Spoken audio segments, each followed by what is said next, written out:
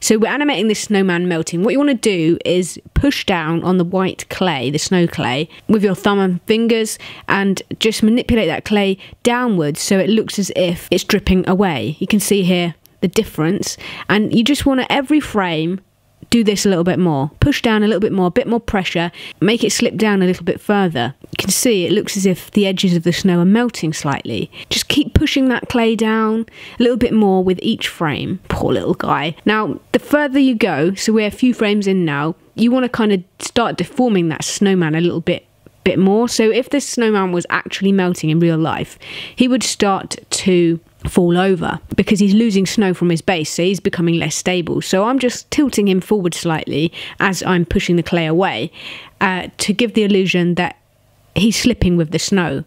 And as this happens more and more, all of his accessories and body parts are going to start slipping as well. So I'm just moving those buttons down a bit with every frame, loosening his scarf, and beginning to make his arms drop. Because as more and more snow disappears, the snowman's going to gradually crumble away. You can play around with how you do this. I'm just making sure that everything moves down each frame, and you want to make sure that it follows the same path. So the angle that the arm's moving, just check with the previous frame and make sure that the angle is remaining the same so it looks realistic, and the buttons are following a path. Now you can see an awkward thing that I have done here is I've accidentally knocked that cutting mat. I stupidly didn't stick it down with blue tack. So I'm using the onion skinning tool, so you can now see a transparent layer of the previous frame to try and line it back up.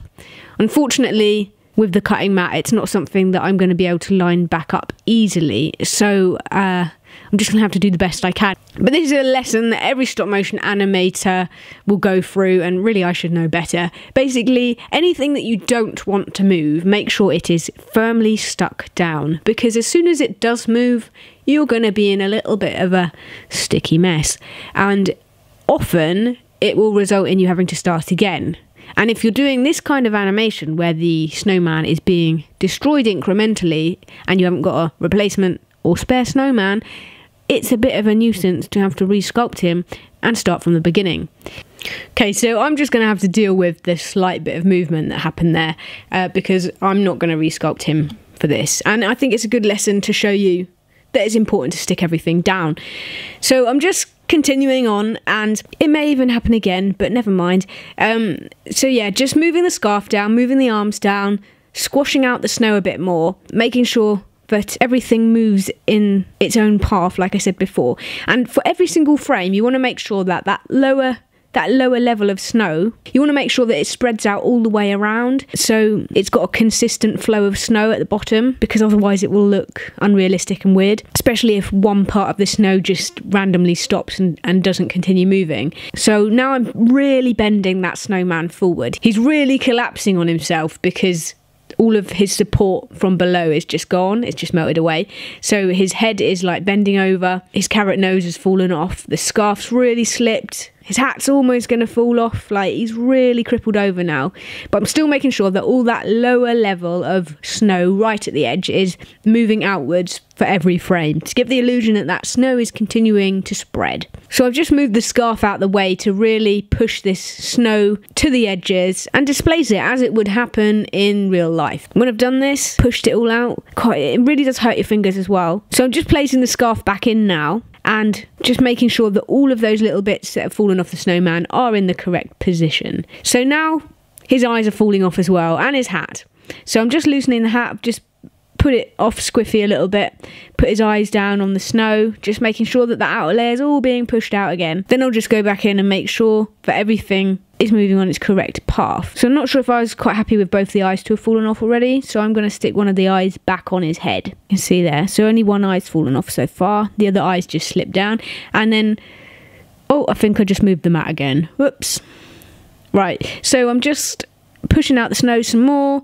As you can see, this is just quite a repetitive process, and you just got to be mindful of the direction that all of those little bits are going. Just make sure that they're moving in the same direction for each frame. You can add markers if you want with the pen tool, or you can even drop things down on a piece of paper if that's helpful.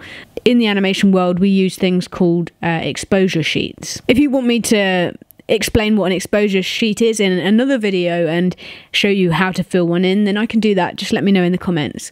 So we're just wrapping up now. Whoa, playing that back. It looks like my little snowman's melting. Oh, poor guy. You can play around with the frame rate if you aren't quite happy with the speed. See what it looks like at a faster frame rate, 24 frames, 12 frames. I'm quite happy with 15 frames per second for this one. I think that looks quite natural. Obviously, in real life, this would take a lot longer for the snowman to melt. This is essentially an animation of a time lapse of a melting snowman.